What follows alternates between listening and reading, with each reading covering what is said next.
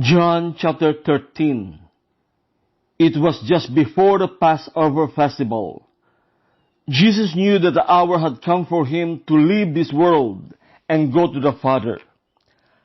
Having loved his own who were in the world, he loved them to the end. The evening meal was in progress, and the devil had already prompted Judas, the son of Simon Iscariot, to betray Jesus. Jesus knew that the Father had put all things under his power, and that he had come from God and was returning to God. So he got up from the meal, took off his outer clothing, and wrapped a towel around his waist. After that, he poured water into a basin and began to wash his disciples' feet, drying them with a towel that was wrapped around him. He came to Simon Peter, who said to him, "Lord, are you going to wash my feet?" Jesus replied, "You do not realize now what I am doing, but later you will understand." "No," said Peter, "you shall never wash my feet." Jesus answered, "Unless I wash you, you have no part with me." "Then, Lord," Simon Peter replied, "not just my feet, but my hands and my head as well." Jesus answered, "Those who have had a bath need only to wash their feet. Their whole body is clean, and you are clean, though not every one of you." For he knew who was going to betray him, and that was why he said not everyone was clean. When he had finished washing their feet, he put on his clothes and returned to his place. "Do you understand what I have done for you?" he asked them. "You call me teacher and Lord, and rightly so, for that is what I am. Now that I, your Lord and teacher, have washed your feet, you also should wash one another's feet. I have set you an example, that you should do as I have done for you. Very truly I tell you, no servant is greater than his master, nor is a messenger greater than the one who sent him. Now that you know these things, you will be blessed if you do them. I am not referring to all of you. I know those I have chosen.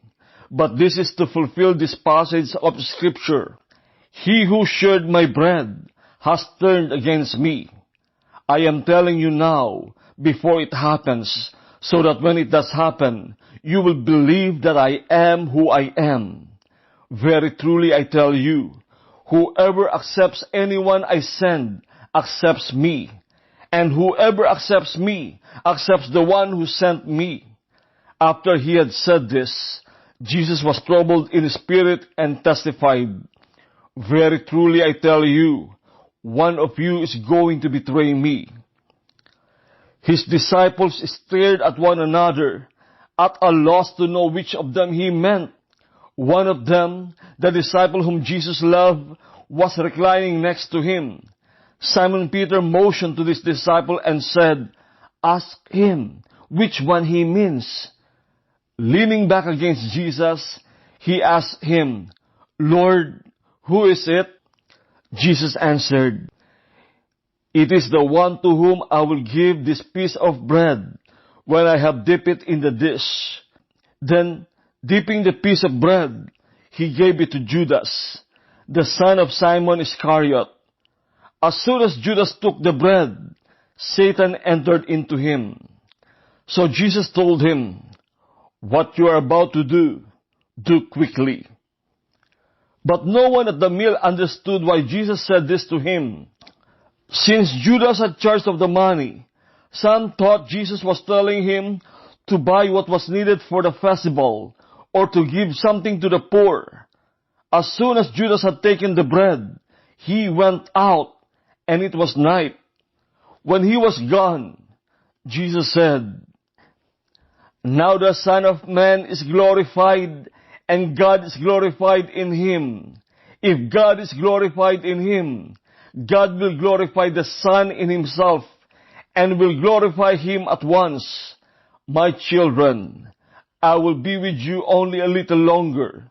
You will look for me, And just as I told the Jews, so I tell you now, where I am going, you cannot come. A new command I give you, love one another. As I have loved you, so you must love one another. By this everyone will know that you are my disciples, if you love one another. Simon Peter asked him, Lord, where are you going? Jesus replied, where I am going, you cannot follow now, but you will follow later. Peter asked, Lord, why can't I follow you now? I will lay down my life for you. Then Jesus answered, will you really lay down your life for me? Very truly I tell you, before the rooster crows, you will disown me 3 times.